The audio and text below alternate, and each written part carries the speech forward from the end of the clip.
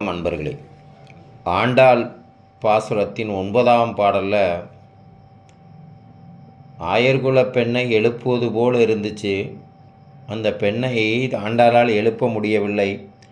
அதனால் செல்வ பெருந்தகையின் மனைவியே, உன்னுடைய மகளை சீக்கிரம் எழுப்பி வெளியே அனுப்புன்னு தாயிடம் கேட்பது போல் இந்த பாடல் இருந்துச்சு.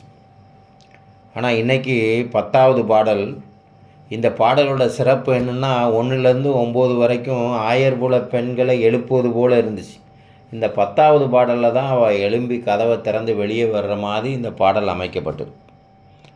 நோற்று சொர்க்கம் புகுகின்ற அம்மானாய் மாற்றமும் தாராரோ, வாசல் திறவாதார் நாற்ற துளால்முடி நாராயணன் நம்மால், போற்ற பறைதரும் புண்ணியனால் பண்டொரு நாள் கூற்றத்தின் வாய்வீழ்ந்த கும்பகர்ணனும், தோற்றும் உனக்கே பெருந்துயில்தான் தந்தானோ, ஆற்ற அனந்தல் உடையாய் அருங்கலமே தேற்றமாய் வந்து திரவேலோர் எம்பாவாய். அழகான பாடல். முன்பிறவியில் நோன்பு இருந்து சொர்க்கம் போன்ற வாழ்க்கையை இப்போது பெற்றிருக்கக்கூடிய பெண்ணே, நான் எவ்வளவுதான் கூப்பிட்டு கொண்டு இருக்கிறேன், எந்த சத்தமும் கொடுக்க மாட்டேங்கிற, கதவையும் திறக்க மாட்டேங்கிறியே. நோற்று சொர்க்கம் புகுகின்ற அம்மானாய் மாற்றமும் தாராரோ, வாசல் திறவாதார். இந்த அடியில் சொல்கிறான், நான் இவ்வளவு நேரம் அழைத்து கொண்டு இருக்கிறேன், எந்த சத்தமும் போட மாட்டேங்கிற, கதவையும் திறக்க மாட்டேங்கிற, ஆனால் சொர்க்கம் போன்ற வாழ்க்கையை பெற்றிருக்கிறாய் நீ. நாற்ற துளாய்முடி நாராயணன் நம்மால், போற்ற பறை தரும் புண்ணியனால். நாற்ற துளால்முடி நாராயணன் நம்மால், மனமிகுந்த துளசி மாலையை எப்போதும் அணிந்து கொண்டிருக்கவன் அந்த நாராயணன். அவனை நாம் போற்றி பாடினால் நமக்கு நிறைய நன்மைகள் தருவான், அருள் தருவான். அப்படிப்பட்ட புண்ணியனால் பண்டொரு நாள் கூற்றத்தின் வாய்விழுந்த கும்பகர்ணனும், தோற்றும் உனக்கே பெருந்துயில்தான் தந்தானோ. அந்த நாராயணன் அவதாரமான ராம அவதாரத்தில் பண்டொரு நாள், ஒரு காலத்தில் கும்பகர்ணனை வீழ்த்தினான் அந்த ராமன். அதான் கூற்றத்தின் வாய்விழுந்த கும்பகர்ணன் சொல்லுவோம்.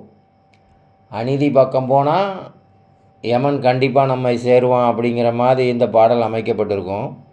அந்த கும்பகர்ணன் இறந்தாலே அந்த கும்பகர்ணனுடைய சிறப்பு என்னென்னா, 6 மாதம் தூங்குவான், 6 மாதம் முழிச்சிருப்பான். அந்த 6 மாதத்தில் அவனை எழுப்பவே முடியாது. அப்படிப்பட்ட தூக்கத்தை அவன் வீழ்ந்த பிறகு உன்னிடம் கொடுத்து விட்டு சென்று விட்டானோ, நீ கும்பகர்ணன் மாதிரி தூங்கி கொண்டு இருக்கிறாயே அப்படின்னு சொல்வது போல் இந்த வரிகள் இருக்குது.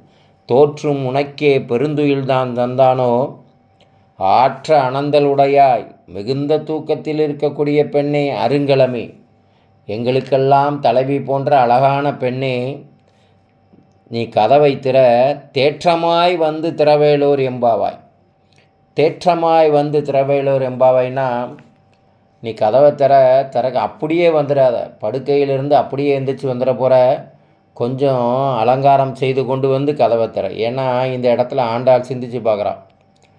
ராமாயணத்தில் சுக்ரீவன் வாலி 2 பேரும் அண்ணன் தம்பி இல்லையா. வாலியை வதம் செய்து சுக்ரீவனை ராமர் பட்டம் சூட்டி வச்சிட்டார்.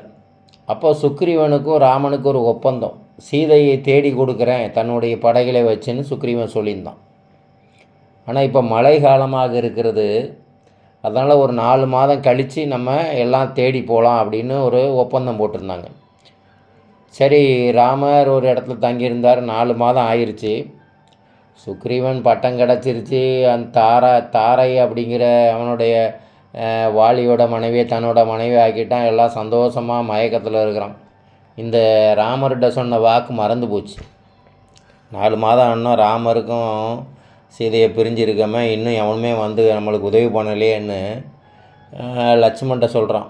லட்சுமணா, அந்த சுக்ரீவன் இன்னும் வரலையப்பா, 4 மாதத்தில் வரேன்னு சொன்னானே. உடனே லட்சுமணன் சொல்கிறான், அண்ணா கவலைப்படாத, அவனை காலி பண்ணிடலாம், அவன் நம்ம சொல்ல தவறிட்டான், அதெல்லாம் ஒன்றும் வேணாம், நீ நேரே தூது போ, அவன்கிட்ட போயிட்டு வாலி போர் செஞ்சாலே ஒரு குகை, இன்னும் அது திறந்து தான் இருக்குதுன்னு மட்டும் சொல்லிட்டு வந்துரு அப்படின்னு சொல்கிறான். உடனே லட்சுமண் நேரே சுக்ரீவனை போனால் லட்சுமண் வர்றான்னு தெரிஞ்ச உடனே சுக்ரீவன் எல்லாம் அலறி ஆடி போயிட்டான். ஏன்னா ராமர்கிட்டாடி எதாவது பேசி தாஜா பண்ணிடலாம். லட்சுமணன்கிட்ட ஒன்றும் பண்ணக்கூடாது, நேர அடி தான். உடனே சுக்ரீவன் அனுமர் சொன்னார், சுக்ரீபா நீ நேரடியாக போனால் உன்னை காலி பண்ணி விடுவான் லட்சுமண். அதனால் என்ன பண்ணு, லட்சுமண் வந்து பெண்மணிகளை நிமிர்ந்து கூட பார்க்க மாட்டார்.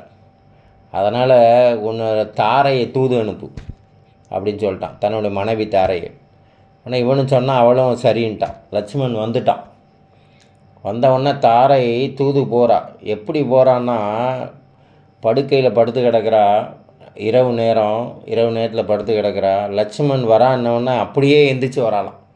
அரை கல் மயக்கம், கல் குடிச்சிட்டு இன்பத்தில் இருந்திருக்கா. கல் மயக்கம், ஆடை எதுவும் திருத்தாமல் அப்படியே எந்திரிச்சு கதவை திறந்து வரா அப்படின்னு அந்த பாடல் சொல்கிறாங்க. அந்த கம்பராமாயணத்தில் ஒரு வரிகள். அந்த